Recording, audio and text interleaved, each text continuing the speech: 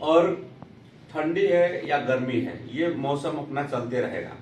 और मगर जो धर्म का कार्य है, जो हम लोग का संगठनिक कार्य है, इसको भी हम लोग को आगे बढ़ाना होगा।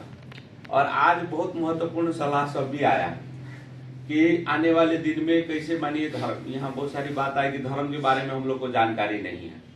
ये बात भी सही है कि वैसा कोई प्रशिक्षण केंद्र नहीं है कि जहाँ लोग जाके अपना धर्म ग्रंथ के बारे में पढ़े या बुझे। तो जो यहाँ एक सलाह आया है, आने वाले दिन में बहुत जल्द यहाँ कार्यालय स्थापना होने जा रहा है और उस कार्यालय में हम लोग नियमित रूप में वहां पे प्रशिक्षण का कार्यक्रम चलेगा। और वहां पे कोई भी हिंदू को जो हमारा धर्म ग्रंथ है, रामायण हो, गीता हो, वेद हो या अन्य जितना भी हमारा हिंदू का धर्म ग्रंथ और किताब सब है, वो कार्यालय में एक पुस्तकालय होगा। वहाँ कोई भी हिंदू आके बैठ के पढ़ सकता है। विशुद्ध रूप में एक धार्मिक पुस्तकालय का हम लोग निर्माण करेंगे गौर में, क्योंकि यहाँ जिला भर के लोग आते हैं। और विशेष समय समय में वहाँ धार्मिक अगुवा को भी लाके प्रशिक्षण का भी कार्य होगा। तो आने वाले दिन में वो चीज हम लोग करेंगे और वो हमारा जब सक्सेस हो जाएगा तो हम लोग एक अच्छा गुरुकुल का स्थापना करेंगे। क्योंकि सबसे पहले हम हिंदू हैं, हम कहते हैं, मगर हम एक चीज हर जगह कहते हैं कि आपको देखने से कैसे लगेगा कि आप हिंदू का बच्चा है। आपको कोई देखेगा तो उसको कैसे लगेगा कि आप हिंदू हैं। ना आप टीका लगाते हैं, ना आप शिखा रखते हैं, ना रक्षा बांधते हैं, ना जय श्री राम का गमछा रखते हैं। तो इसलिए पहला जो सुधार का काम है, आपको अपने ही से सुधार करना होगा। आप कहीं जाएं तो कम से कम टीका लगा के जाएं। टीका जब लगा के जाइएगा तो आपका कोई हिंदू भाई अगर आपको देखेगा तो वो जय श्री राम हर हर महादेव आपको कहेगा। तो इससे क्या होगा कि आपका एक तो कल्चर का डेवलपमेंट होगा। आज आप देखिए, किसी मुसलमान को अगर दूसरा मुसलमान देखता है तो कोई परिचय नहीं रहता है, कहाँ का मुसलमान है कोई परिचय नहीं रहे, मगर वो एक दूसरा को जब देखेगा तो सलाम अलैकुम कहता है, तो दूसरा वाला भी वालेकुम सलाम कहता है। जो एगो क्रिश्चियन दूसरा क्रिश्चियन को देखता है, वो लटका के घूमते रहता है क्रॉस, तो दूसरा क्रॉस वाला देखता है तो उसको अभिवादन करता है तो वो भी करता है। अब जरूरी यह है कि हमको आपको आगाड़ी आना होगा, आपको हमको सुधार करना होगा। हम लोग जितना आज इस हॉल में बैठे हैं, हम लोग खाली कमिटमेंट करें ना कि भाई हमको कल से टीका लगा के निकलना है, इसके बाद हम जब भी बाल कटाएंगे तो शिखा रखेंगे, हम कभी भी जाएंगे तो हाथ में रक्षा बांधेंगे। इतना अगर आप लोग हम सुधार करेंगे तो हर आदमी का 5 गो साथी है, 2 गो साथी है। इससे क्या होगा कि एक चेतना आएगी और एक दूसरे में हम लोग कहीं एक दूसरा को देखेंगे तो खाली आप जय श्री राम कल से या बीपी चौक है कुछ नहीं, खाली हिंदू परिषद का लोग जब भी एक दूसरा को देखे खाली जय श्री राम कहिए तो देखिए यहाँ एक दूसरा क्रांति शुरू हो जाएगा। लोग क्या हुआ, काहे लोग जय श्री राम कर रहा है, आज क्या हो गया है। तो क्रांति करने के लिए अपने से हम लोग को शुरू होना होगा। और मेन ये चारों नगर पालिका में हम लोग के जिम्मेवार साथी लोग हैं। माननीय जिला अध्यक्ष जी, नगर के गौर के उपाध्यक्ष जी, अब राजदेवी में माननीय केंद्रीय सदस्य भी है, नवीन जी का भी घर है, माननीय अब देवाई गोनाई के अध्यक्ष जी काफी वो भी एक्टिव है, धर्मेंद्र जी, उपाध्यक्ष जी रंजीत जी अपने गांव में भी कार्यक्रम कराए हुए थे। तो क्या है ये कम से कम ये 4 नगर पालिका गांव पालिका जो है इसको एक अच्छा हब के रूप में हम लोग बनाए। ये राजदेवी के जो वडा के साथी लोग हैं ये हम लोग से फोन में भी बात करते हैं। हम लोग का बहुत माने एक प्लान था कि राजदेवी नगर पालिका में एक ठो जागरण का कार्यक्रम किया जाए। अब जरूरी क्या है कि वडा से भी जरूरी है कि आप अपने गांव स्तर, गांव पालिका स्तर पर, नगर पालिका स्तर पर, आपके नगर पालिका में अगर 9 गांव है तो 9 गांव से 5-5 हिंदू को लाके अगर हिंदू का चर्चा कीजिएगा तो पूरे नगर पालिका में जाएगा, पूरे गांव पालिका में जाएगा। तो इसलिए अब हम लोग को जरूरी है कि अपने स्तर पे, तो मैंने नवीन जी को भी निवेदन किया है कि जो यहाँ महायज्ञ होने वाला है, महायज्ञ से पहले एक बार राजदेवी नगर पालिका में एक बार हिंदू का एक कार्यक्रम किया जाए। क्योंकि मेरा यह अध्ययन है, मैं देश भर जाता हूं, हम लोग ज्यादा संख्या में इस भ्रम में मत रहिए। इस देश में 94% हम लोग थे, तभी भी ये देश सेकुलर कंट्री हो गया, धर्मनिरपेक्ष हो गया। तो आप जिस नगर पालिका गांव पालिका में ज्यादा हैं तो दूसरा लोग गुंडागर्दी नहीं करेगा, इस भ्रम में मत रहिए। आज जहां एक भी घर नहीं है वहां भी मस्जिद और चर्च बनाया आपके रौतहट जिला में। तो कल आपके जगह में नहीं बनेगा। आज बहुत सारा प्लान चल रहा था कि रौतहट के ये गौर में सबसे बड़ा मस्जिद यहां बनाया जाए, सबसे बड़ा चर्च बनाया जाए। आपके जिला के एक सांसद ने यह प्लान किया था कि यहाँ नेपाल का सबसे बड़ा चर्च बनाया जाए, और उन्होंने यह तक षड्यंत्र किया था कि नेपाल को ही क्रिश्चियन राष्ट्र बना दिया जाए। मगर किसी कारणवश आज देश भर में हिंदू जगा हुआ है, जगह जगह से लोगों ने विरोध का काम किया, तो नेपाल क्रिश्चियन राष्ट्र घोषणा होते होते बच गया। नेपाल में उनकी संख्या 1.5% है। तो यह सपना देख सकते हैं कि नेपाल को क्रिश्चियन राष्ट्र बनाया जाए। हम लोग 94% वाले लोग हैं, तो हम लोग को भी कार्य करना होगा, खाली दूसरे पे हमको आरोप नहीं लगाना होगा। अब यह जरूरी है कि हमने क्या किया। आप हिंदू के बच्चा है, हिंदू कुल में आप जन्मे, तो आपने हिंदू के लिए क्या किया। आप दूसरा से प्रश्न करना छोड़िए, फलाने ने ये नहीं किया। अरे भाई, आप हिंदू के बच्चा है तो आपने क्या किया। जैसे हम लोग एक संगठन चलाते हैं, तो देश का हो या विदेश का कोई भी हिंदू हमको कहीं से फोन लगा देता है, अध्यक्ष जी ये हो गया, गुरुजी ये हो गया। और बहुत घटनाक्रम में, रौतहट के 5-7 घटनाक्रम में, या आफ्ताब आलम के गांव का आतंक हो, जब दुर्गा पूजा के समय में वहां जब हिंदू को काट कूट किया लोग, या जो धर्मेंद्र जी कहे जो पुजारी का जो हत्या हुआ, जो हमारे श्री राम शाह जो हनुमान मंदिर के पुजारी थे उनका हत्या हुआ, उस हत्या केस में भी हम लोग का जो अपना स्तर है उसमें हम लोग ईमानदारी पूर्वक उस केस में हम लोगों ने साथ दिया है। आफ्ताब आलम के गांव में जो आतंक था, जो हिंदू के साथ बदमाशी होता, उस केस में हो, या रौतहट में जब कुछ हमारे आर्थिक रूप से पिछड़े हुए लोग को जबरदस्ती क्रिश्चियन बनाने का काम हो रहा था, उस समय भी रौतहट के साथी लोग उनका उपचार किए थे। तो हर घटनाक्रम में हम लोग रौतहट के हम लोग साथ में हैं। और बहुत सारे जो हिंदू लोग क्रिश्चियन बन गए थे उसको हम लोग फिरता लाए हैं। लाखों रुपया जिसका तलब था उसको भी हम लोग फिरता लाए हैं। बहुत जगह मुस्लिम लोग जो लव जिहाद के शिकार में हिंदू का बेटी बहन का शिकार बनाया था, उससे लोगों को भी हम लोग फिरता ला रहे हैं। अब जरूरी यह है कि आप सब कार्य करते हैं, अपना घर चलाते हैं, आप पढ़ते हैं, आप काम करते हैं, मगर आपके 24 घंटा के समय में अगर 5 मिनट आप अपने धर्म के बारे में नहीं चिंतन करते हैं, तो आप हिंदू हो के भी आप मृत समान हैं, आपका जीना बेकार है। आप 24 घंटा में 5 मिनट अपने धर्म के लिए समय नहीं निकालते हैं, तो केवल गाली देने का अधिकार आपका नहीं है।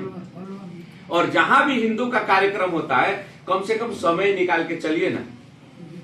आज आपके जिला में मानी महायज्ञ हो रहा है, तो महायज्ञ का मतलब है कि हिंदू का शक्ति प्रदर्शन। जिस दिन उसका शोभा यात्रा होगा, सब साथी अपना इष्ट मित्र लेके उसमें चले, हजारों हजार लोग उसमें सहभागी हो, तो उससे क्या होगा कि दूसरे जगह में जो लोग देखेगा उसका भी मनोबल बढ़ेगा। जैसे ओम प्रकाश जी ने कहा, हिंदू परिषद का बड़ा बड़ा कार्यक्रम रौतहट जिला में हुआ है। बीपी चौक में सांस्कृतिक कार्यक्रम से लेके पूरा भव्य स्टेज कार्यक्रम, 25 किलो के माला लगा के भी लोगों ने सम्मान किया। गड़ुरा से लेके गौर तक मोटरसाइकिल रैली भव्य रूप में हुआ।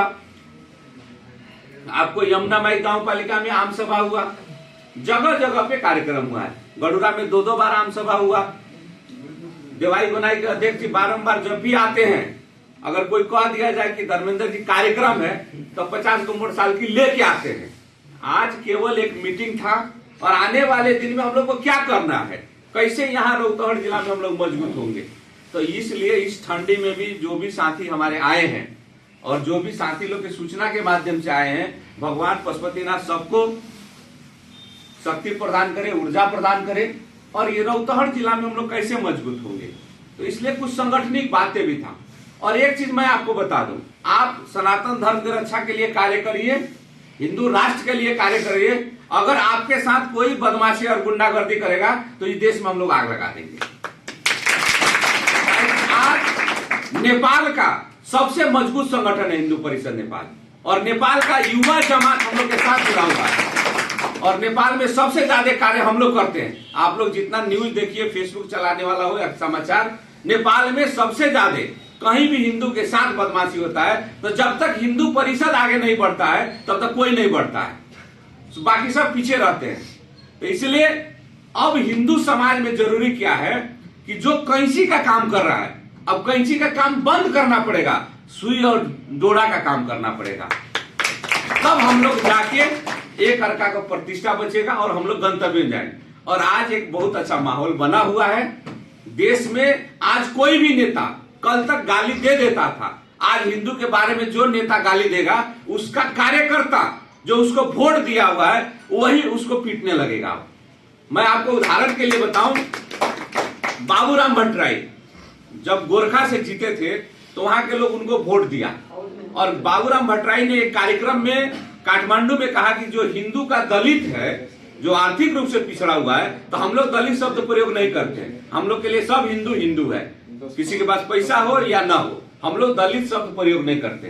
तो वहां का समाज क्यों, जो हिंदू में जो दलित लोग हैं, जो आर्थिक रूप से पिछड़ा, वो क्यों हिंदू में है, उनको क्रिश्चियन बन जाना चाहिए। और उनके पत्नी ने भी एक बयान दिया कि गाय को काट के खाना चाहिए, गाय काटने वाले को पुलिस क्यों पकड़ता है। उसके बाद जब वो अपने जिला में गए थे तो जिन्होंने वोट दिया था उनके गाड़ी पर पेट्रोल बम लोगों ने प्रहार किया था गोरखा में। उपेंद्र यादव ने जब एक बार हिंदू के विरोध में बोला तो उनके गृह जिला में उनके ऊपर विरोध हुआ था। गगन थापा ने जब हमारे पशुपति मंदिर के बारे में गाली दिया तो आपको याद होगा, काठमांडू से जीता हुआ सांसद है और हिंदू लोग पशुपति मंदिर में आज गगन थापा को प्रवेश करने नहीं देते हैं। मालूम अगर चल जाए कि गगन थापा जाने वाला है तो हिंदू वहां खड़ा हो जाता है, तुम जाओ चर्च में जाओ। तो आज जिस जगह में आपके काठमांडू में, जिस समय काठमांडू क्षेत्र नंबर 2 से माधव नेपाल चुनाव जीते हुए थे, तो वहां उस क्षेत्र में एक कृष्ण प्रणामी मंदिर है, उसका 25वां वार्षिक उत्सव में हमको भी बुलाया हुआ था कार्यक्रम में। वो लोग का 9 दिन का भागवत लगाए थे, हर एक दिन एक एक आदमी को प्रमुख अतिथि बनाते थे। तो एक दिन मुझे भी संजोग से वो लोग बुलाए, तो हम वहां पूछे कि आप इस निर्वाचन क्षेत्र से तो माधव नेपाल जीते हैं, उनको बुलाए कि नहीं बुलाए। तो वहां के लोग कहा कि वोट देके हम लोग गलती कर दिए, हम लोग उनको नहीं बुलाए। तो क्यों नहीं बुलाए, तो उन्होंने षड्यंत्र किया कि नेपाल को क्रिश्चियन राष्ट्र बनाने के लिए माधव नेपाल जी ने एशिया पैसिफिक समिट काठमांडू में करवाया था। उसमें एकनाथ ढाकाल जी वर्तमान प्रधानमंत्री उस समय थे, केपी ओली, तो बहुत सारे जो लीडर हैं उनको पकड़ के और होटल में बंद करने का काम हुआ था कि आप लोग नेपाल को क्रिश्चियन राष्ट्र बनाइए। तो जो 1.5% इस देश में है वो ये सपना देख रहा है कि नेपाल को क्रिश्चियन राष्ट्र बनाओ, 4.5% मुस्लिम है वो यह बदमाशी कर रहा है। तो जगह जगह आज देश के जितने भी लीडर है किसी पार्टी का, अगर किसी ने हमारे भगवान को गाली दिया है तो क्विक रिएक्शन हुआ है। बहुत सारे लोग का बच्चा लोग भी शहीद हो गए, बहुत सारे लोग भी चले गए, मर भी गए। तो इसीलिए हम लोग एक ही चीज करते हैं, आपको राजनीति करना है अपना कीजिए, हम लोग वो चीज नहीं करते, मगर केवल हमारे देवी देवता को गाली देके आप नेता मत बनिए। अगर जो लोग हिंदू का देवी देवता को गाली देता है तो हम लोग कहते हैं आपको अगर हिम्मत है तो इस्लाम और ईसाई को गाली दीजिए, मालूम चल जाएगा। तो केवल इस देश में सस्तो लोकप्रियता के लिए, जल्दी नेता बन जाने के लिए लोग हिंदू को देवी देवता को गाली दे देता है। तो इसलिए नेपाल का सबसे मजबूत संगठन है और खासकर हम लोग के साथ युवा जमात जुड़ा हुआ है और हम लोग यह प्रयास में है कि जल्दी से जल्दी नेपाल को कैसे हिंदू राष्ट्र बनाए, इस पे हम लोग पूरे नेपाली लोग को जोड़े हुए हैं और विदेश में जितना नेपाली कार्य कर रहा है उसको भी हम लोग जोड़े हुए हैं और दुनिया भर का जितना हिंदू का लीडर लोग है उसका भी चाहना है कि नेपाल हिंदू राष्ट्र बने, तो वो लोग को भी हम लोग जोड़ने का प्रयास किए हैं। और पंडित जी ने भी कहा और भी लोगों का जो आया था विचार, नेपाल हिंदू राष्ट्र बनेगा, मगर हम लोग केवल नेपाल को हिंदू राष्ट्र घोषणा कराना नहीं चाहते। खाली घोषणा हो जाएगा तो फिर सेकुलर कंट्री घोषणा हो सकता है, तो जब तक हिंदू में वो भाव नहीं जगेगा, हिंदू का स्कूलिंग नहीं होगा, अपने धर्म के प्रति लगाव नहीं होगा, तो केवल कागज में घोषणा करने से नहीं होगा। क्योंकि जब यह देश सेकुलर कंट्री घोषणा हुआ तो सब लोग अपने राजनीतिक दल में मस्त थे, केवल संत समाज इस देश में आंदोलन कर रहा था। तो इसलिए अब जरूरी क्या है कि हिंदू राष्ट्र के साथ साथ हिंदू में भी वो भाव जगे कि अगर उसके देवी देवता के, अगर आप किसी पार्टी में राजनीति करते हैं, लगे हैं, तो अगर आपका नेता हमारे देवी देवता के ग्रंथ के बारे में अगर गलत बोलता है, तो अगर आप उसका विरोध नहीं कर सकते तो वह गुलाम मानसिकता लेके आप जो भी राजनीति करें तो वह आदमी सक्सेस नहीं होगा। क्योंकि आप घर में पूजा करते हैं और उसी चीज का आपका नेता गाली देता है, आप कुछ नहीं बोलते हैं, तो यह दास मानसिकता का। हाँ, एक चीज हम लोग कहते हैं, हिंदू परिषद में कोई जुड़ सकता है, आप किसी संगठन में हो, कहीं हो, हम लोग को राजीनामा देने की आवश्यकता नहीं है। हाँ, आपके साथ दिक्कत कहां होगी कि अगर आप किसी पार्टी के सक्रिय कार्यकर्ता हैं तो आपको उस समय समस्या हो जाएगी, क्योंकि आपका नेता उल्टा पुल्टा बोल देगा। अब आप उसके विरोध नहीं करिएगा तो नैतिकता पे प्रश्न लोग उठा देंगे कि भाई कल तो ये हिंदू कह रहे थे, इनका नेता गाली दिया, ये नहीं बोले। तो इसलिए मेरा यह निवेदन है, आप ठीक है मन में है तो आप रखें, मगर खुल के हिंदू के लिए कार्य करिए। काहे कि आज आप देखिए पड़ोसी मुल्क में अगर अच्छा कार्य कर रहा है तो मोदी को भी लोग वोट दे रहा है, योगी को भी वोट दे रहा है। 80% मुस्लिम वाला क्षेत्र में भी आज बीजेपी जीत रहा है। तो आपका विजन, मिशन और उद्देश्य अच्छा होगा तो लोग आपको साथ देंगे। आप ये डर की मानसिकता हटा दीजिए कि हम जय श्री राम लिखेंगे तो मेरा क्रिश्चियन मित्र, मेरा मुसलमान मित्र नाखुश हो जाएगा। ये खुश नहीं होंगे, क्योंकि जिस दिन उसका लीडर पैदा हो जाएगा आपको वो लोग नहीं पूछेंगे। वो उसी दिन तक, मैं आपको एक छोटा सा उदाहरण दूंगा और बात को खत्म करूंगा। यहाँ जितने भी हमारे मित्र लोग हैं, अग्रज लोग हैं, बैठे हुए हैं, आपका सब लोग का मुस्लिम से मित्रता होगा, 2 4 गो सब लोग के मित्र होंगे। किसी मुस्लिम मित्र को आप कहिए तो सलाम अलैकुम, आप उसको खुश करने के लिए, मगर वो बाय मिस्टेक भी आपको जय श्री राम नहीं कहेगा। आप उसको खुश करने के लिए कह सकते हैं, वो आपको नहीं कहेगा। हमारा पर्व आएगा तो कोई जय श्री राम का गमछा तिलक लगा के हमको शुभकामना नहीं देगा। मगर ईद बकरीद आए, अभी क्रिश्चियन का पर्व बीता है, हिंदू लोग अपना बच्चा को पूरा क्रिश्चियन बना के स्कूल में पढ़ाने का काम किया। तो हम लोग एक ही चीज करते हैं, आप मित्रता रखिए, जिससे आपको मित्रता रखना है रखिए, मगर मित्रता के आड़ में दूसरे धर्म का चमचागिरी बंद करिए। इसके कारण आज हम लोग को समस्या है, क्योंकि आप अपने छोटे बच्चे को सिखा रहे हैं कि भाई क्रिश्चियन का ड्रेस पहनो, तो कल बच्चा वही सीखेगा। आप अपने बच्चा को तिलक लगाने का नहीं सिखाइएगा, आप पांव छूने का नहीं सिखाइएगा, मंदिर में नहीं ले जाइएगा, तो बच्चा कब सीखेगा। इसलिए हम लोग का जरूरी है कि हम लोग ज्यादा नहीं, हम लोग अपने आप से शुरुआत करें। आज हम लोग 50 आदमी बैठे हैं तो हम लोग खाली शुरुआत करें ना, हमारा घर का आदमी ऑटोमेटिक सुधर जाएगा। ज्यादा चमत्कार, कोई चमत्कार नहीं होगा, आकाशवाणी नहीं होगा, हमको आपको सुधार करना होगा।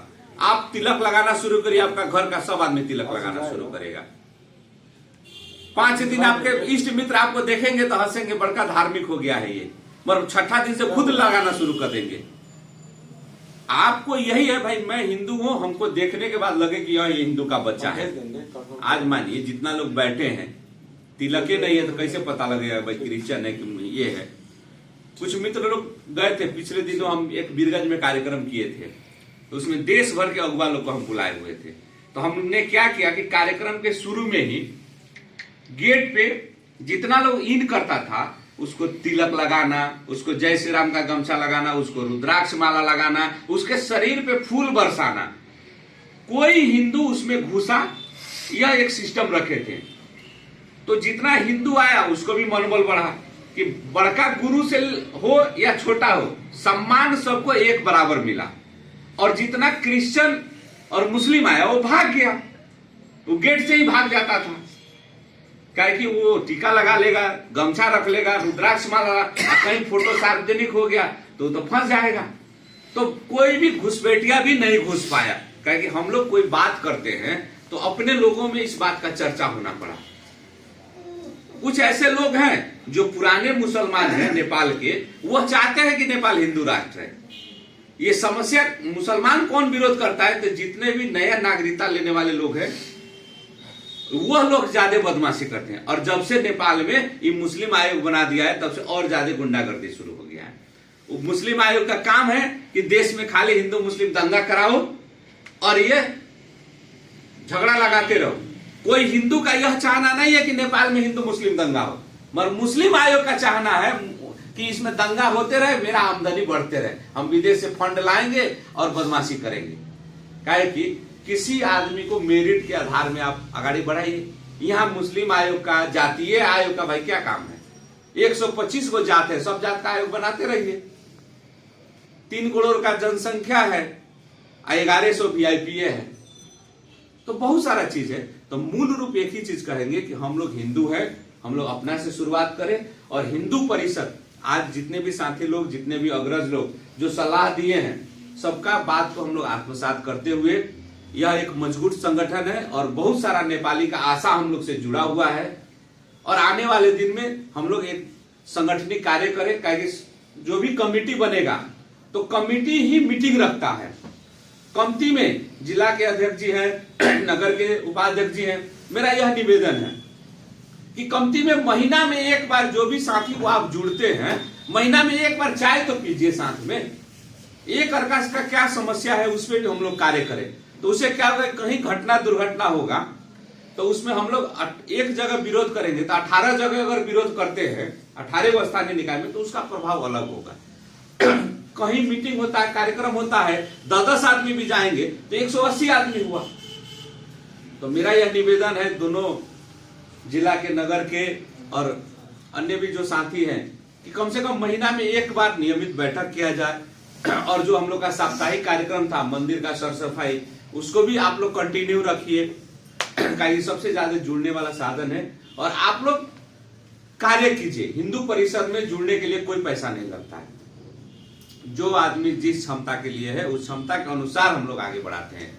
और नेपाली का आशा आज हम लोग के साथ जुड़ा हुआ है और बहुत तेजी से आज नेपाल हिंदू परिषद में लोग जुड़ रहे हैं, बहुत सारे। काहे कि हम लोग किसी पार्टी के कार्यकर्ता नहीं है, हम लोग किसी पार्टी से नहीं जुड़े हैं।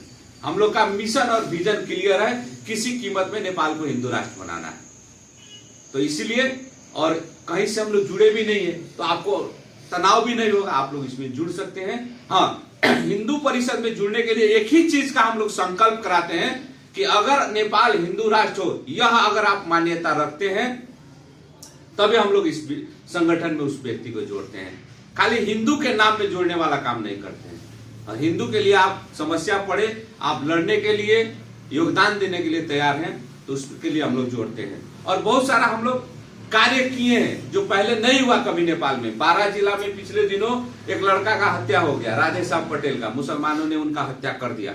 आज उनके घर परिवार को 15 लाख रुपए क्षतिपूर्ति हम लोग दिलाए हैं।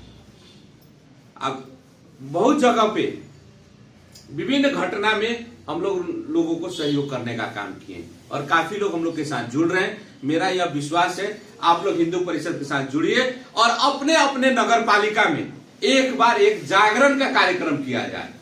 वहां लोग आवे, सुने कैसे हिंदू पे दमन हो रहा है, कैसे हम लोग को कार्य करना चाहिए। बाकी हम सब फिर आपके साथ कोई भी बात हो हम लोग साझा कर सकते हैं, छलफल कर सकते हैं। अंत में पुनः सब लोग जो इस कार्यक्रम में आज समय दिए, इस बैठक में, भेंटघाट में, संपूर्ण को भगवान पशुपतिनाथ, माँ जानकी, भगवान गौतम बुद्ध से सुस्वास्थ्य और प्रगति की कामना करते हैं। धन्यवाद। जय श्री राम। हर हर महादेव।